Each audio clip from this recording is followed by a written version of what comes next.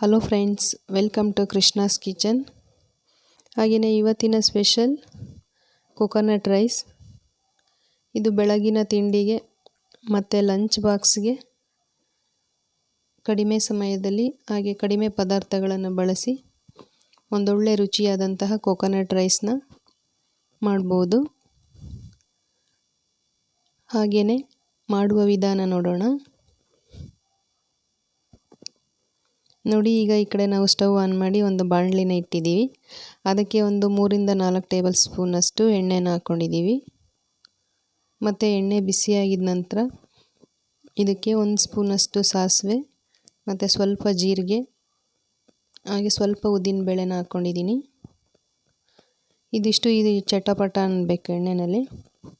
ಮತ್ತು ಇದಕ್ಕೆ ಸ್ವಲ್ಪ ಗೋಡಂಬಿ ಹಾಗೆ ಒಂದು 5-6 ಹಸಿಮೆಣಸಿನಕಾಯಿ, ಸ್ವಲ್ಪ ಕರಿಬೇವನ್ನು ಸಹ ಹಾಕ್ಕೊಂಡಿದ್ದೀವಿ. ಇದನ್ನು ಒಂದು 2 ನಿಮಿಷ ಫ್ರೈ ಮಾಡ್ಕೋಬೇಕು. ಗೋಡಂಬಿ ಚೆನ್ನಾಗಿ ಫ್ರೈ ಆಗಬೇಕು.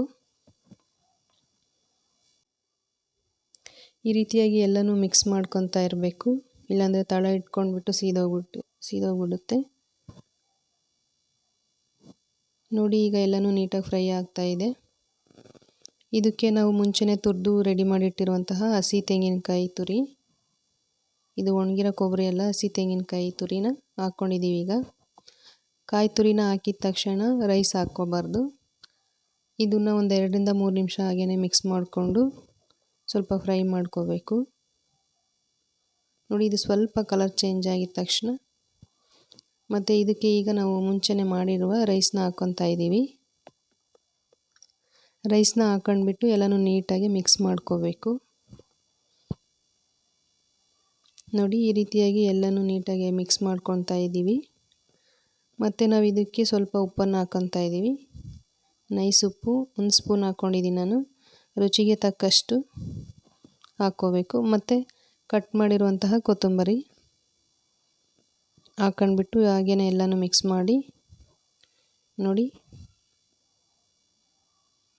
ಈ ರೀತಿಯಾಗಿ ಕೊಕೊನಟ್ ರೈಸ್ ಕಡಿಮೆ ಸಮಯದಲ್ಲಿ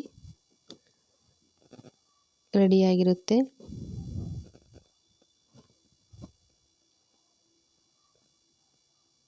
ನಾವೀಗ ಇದನ್ನು ಒಂದು ಪ್ಲೇಟ್ಗೆ ಸರ್ವ್ ಮಾಡ್ಕೊತಾ ಇದ್ದೀವಿ.